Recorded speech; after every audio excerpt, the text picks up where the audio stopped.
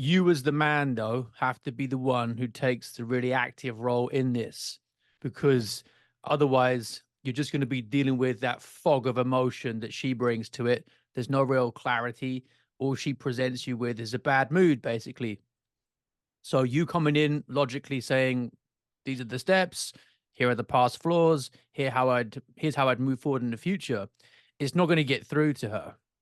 So right now, if you were to start the ball rolling so that we can get a fix, it would actually be having some more positive experiences with her.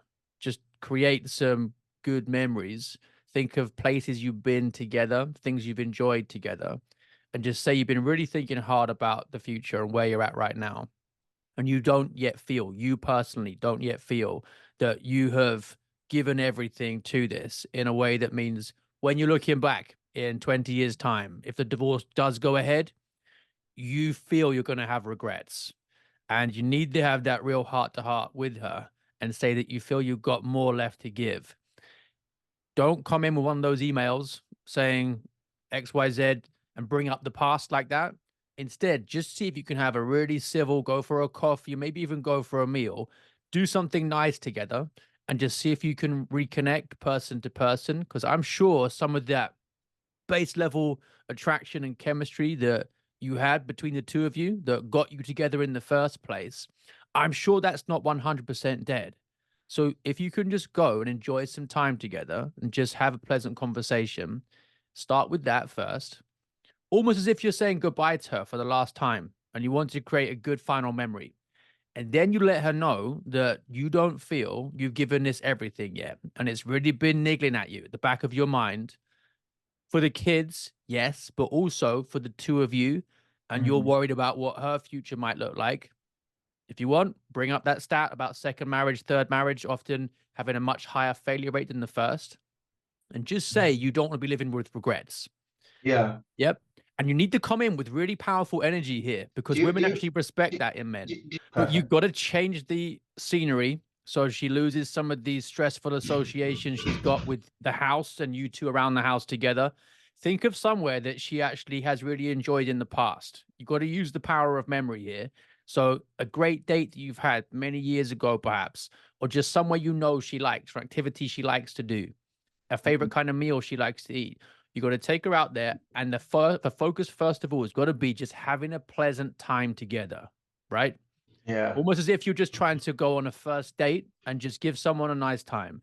Then, once that mood is a little bit more relaxed than what you're used to at home, then you can let her know what's been on your mind. It's troubling you. You're not sure whether you two are actually taking the right step forward. And if there is any way that you can fight for this, for the kids and for yourselves, you want to do that. And you think there is, and you haven't put it all on the table yet. And you know you'll live with regret. And you need Mm. to be really sincere about this because the passivity that you described to me of just going with the flow, do you know what that signals to her? Yeah. Yeah, that's not a fighter's attitude. That's not a masculine attitude to this. She wants to know. I know it might feel tough for you to show this to her because I guess you feel like she's been a bit of a bitch to you for a while, right? It's Yeah. hard for you to show this. But if you have the humility to show you've actually still got feelings for her and you do care about this and you do want to hold it together for the kids, she'll respect that more from you as a man than passivity and being a pushover and going with the flow. So it will be two big shocks to her. You're in a nice place, and she's starting to feel a little bit more like how things used to be when things were good, right? Then there's a mood Mhm. change. And then you see the change in you, showing actually you've still got these feelings for her, and you're worried you're going to live with the regret. And she'll be interested to hear what you got to say. And then once you've done those two things, see if you can tell me now if I was talking to her, the top things on her mind that would just have to change. Yeah, there's a thread going through all of those, which is that she's not really feeling cherished. That's exactly what you've been communicating to her without meaning Correct. to. You never set Correct. out to say you're not important. And I've got no doubt that actually she was important to you. And a lot of this stuff you were doing was because you thought it was the right thing for the Yeah. future of your marriage and your family, financial success, all the rest of it. But the reality is that husband and wife are supposed to be best friends. When scripture says that Eve is made from Adam's rib, that's what it's about. That's the level of closeness and intimacy. So this is about repairing a friendship fundamentally right now Mhm. between the two of you.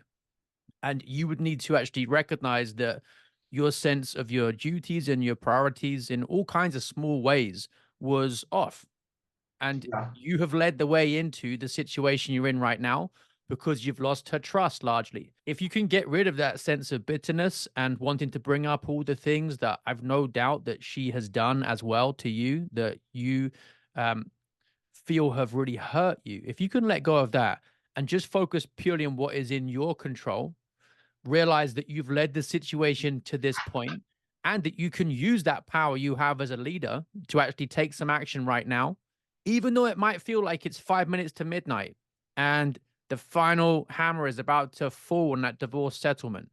You still have the power as the leader to actually make a real difference here. The other thing is that even if the divorce goes ahead, you're not really going to be out of each other's lives. The kids are going to join you together. So you're still going to have all the conflict and stress that comes with the two of you not having fixed the problems that are causing the divorce anyway. The irony is if she wants what's best for the kids, then the evidence on that is clear, which is that lifelong marriage is best for the kids, and you need to work through the problems with her. But at the moment, the passivity that she's seen from you isn't giving her the message that we need to be giving her loud and clear.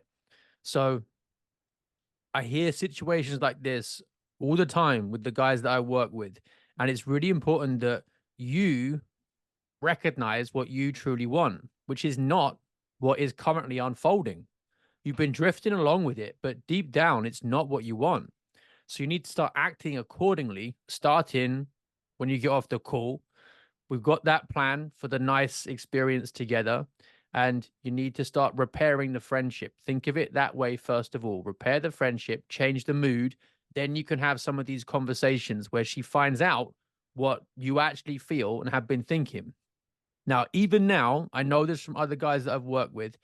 Even now, it's not too late to avoid the divorce because if you just give her, first of all, that nice experience, have the conversation, and you let her know that starting now, your attitude has changed. There's no more going with the flow, no more passivity, and you're giving the fight of your life to actually put the brakes on here because that thought of the future for your kids and for her, that's the main thing on your mind now. It's more important to you to put the brakes on than to go with the flow because you've had this realization. It's been there at the back of your mind the whole time, but now it's going to be guiding every single action you take regarding this situation. That suddenly makes divorce massively more difficult for her to push through. The email didn't really make her feel that there was any hope. The email is very different from what we've just outlined, right? The email is really cold and business-like, not giving her the emotions you want her to feel. It's not you looking her in the eyes. So we need to actually take a different approach. In principle, I get what you were doing there, but that wasn't the right way to do it.